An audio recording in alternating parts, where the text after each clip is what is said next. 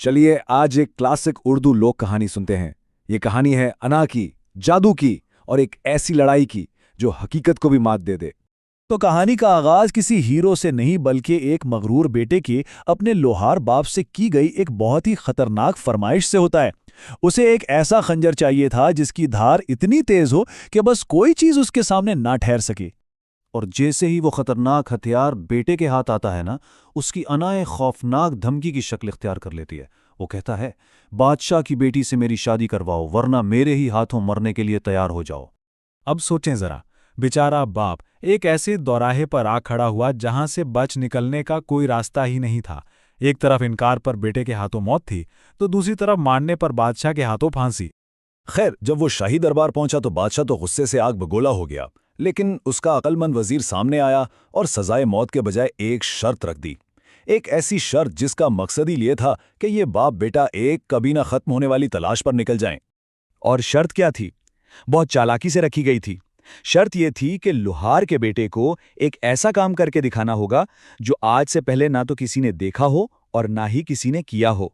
तो बस बाप बेटा अपना गांव छोड़कर निकल पड़े एक घने जंगल की तरफ।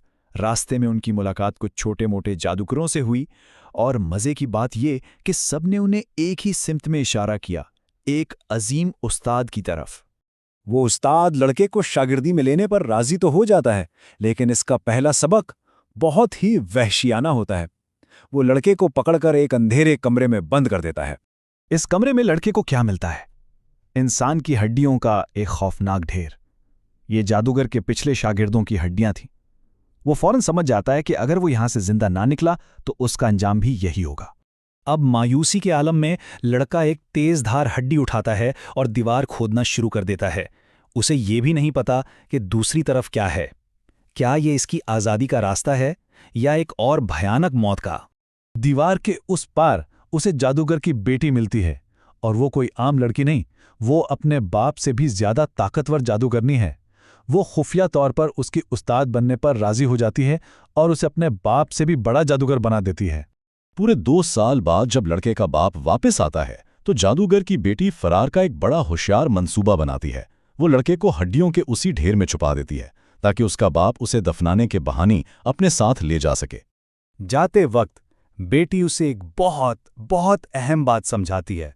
देखो, रास्ते में पैसे कमाने के लिए अपना जादू बिल्कुल इस्तेमाल मत करना, वरना मेरे अब्बा तुम्हें ढूंढ लेंगे। लेकिन जैसे ही वो आज़ाद होता है, लड़का अपनी नई ताकतों से पैसा कमाने का एक मौका देखता है और इस वार्निंग को बिल्कुल नज़रअंदाज कर देता है। तो क्या लालच अक्ल पर हावी हो जाएगा? और बिल्कुल यही होता है। लड़के का लालच उस्ताद जादूगर को खबरदार कर देता है।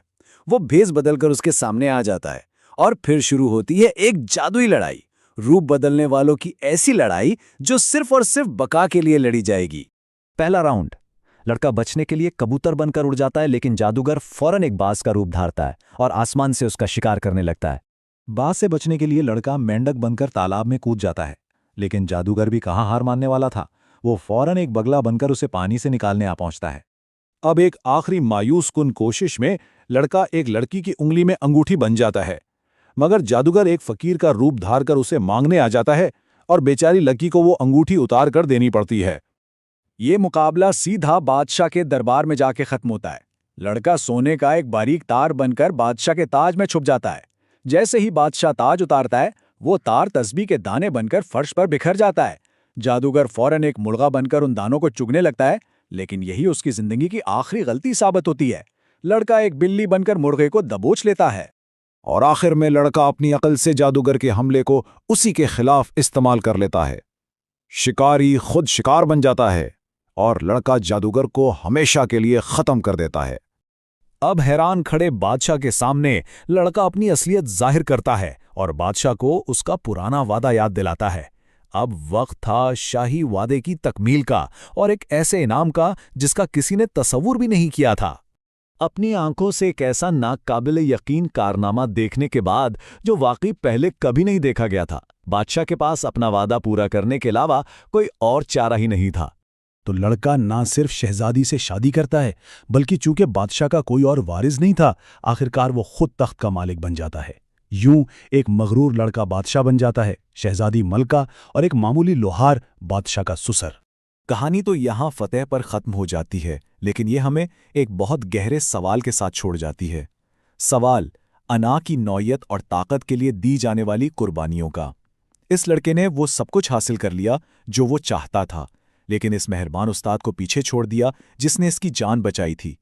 तो सवाल ये है कि जब ताकत जीती जाती है तो क्या खो जाता है।